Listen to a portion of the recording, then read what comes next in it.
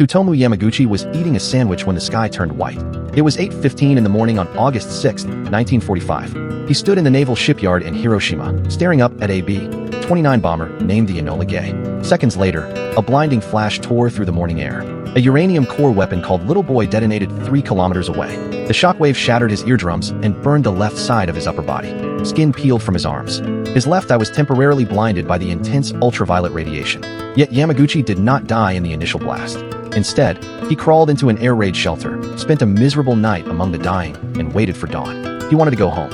He wanted to see his wife Hisako and their infant son Katsutoshi. But his home was over 300 kilometers away in a city called Nagasaki. To get there, he had to navigate a shattered transportation network choked with refugees and burning debris. Trains were derailed. Bridges had collapsed into the Oda River. But the young naval engineer was remarkably resourceful.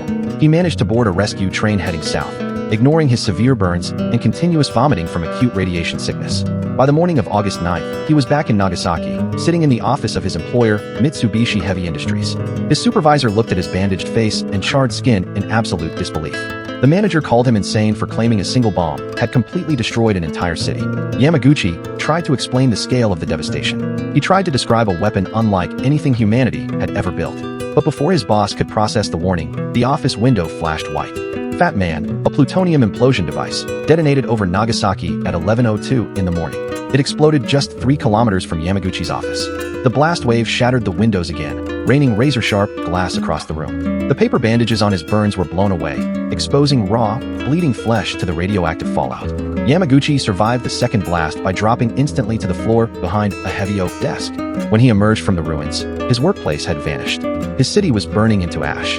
Miraculously, his wife and child were safe in a mountain tunnel outside the city center. But Yamaguchi was now suffering from extreme radiation poisoning. His hair fell out in clumps. His gums began to bleed uncontrollably. For weeks, he ran a persistent, high fever that doctors believed would kill him. He vomited incessantly and lost massive amounts of weight. Yet his robust immune system, combined with sheer stubbornness, kept him alive. Yamaguchi was not the only person to experience this double nightmare. Japanese government records indicate that over 160 souls endured both bombings. But Yamaguchi is the only person officially recognized by the government as a double survivor. For decades, he refused to speak about his ordeal. The trauma was too deep. The memories of the scorched bodies and the silent, radioactive rain were too heavy to bear. Japan's official term for these survivors is Hibakusha, meaning explosion-affected people. For many years, the double survivors faced severe social stigma. People feared they carried a contagious disease or would pass genetic mutations to their children. Employers hesitated to hire them. Matchmakers struggled to find them spouses.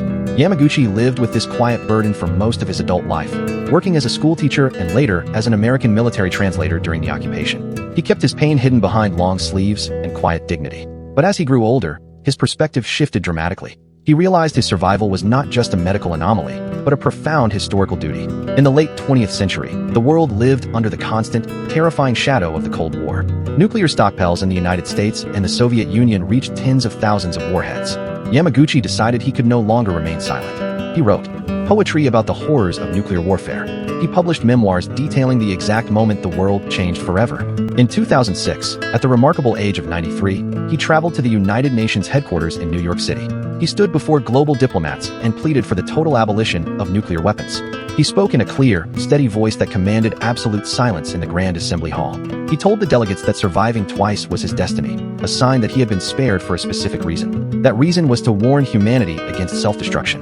Tsutomu Yamaguchi passed away in January 2010 at the age of 93 from stomach cancer.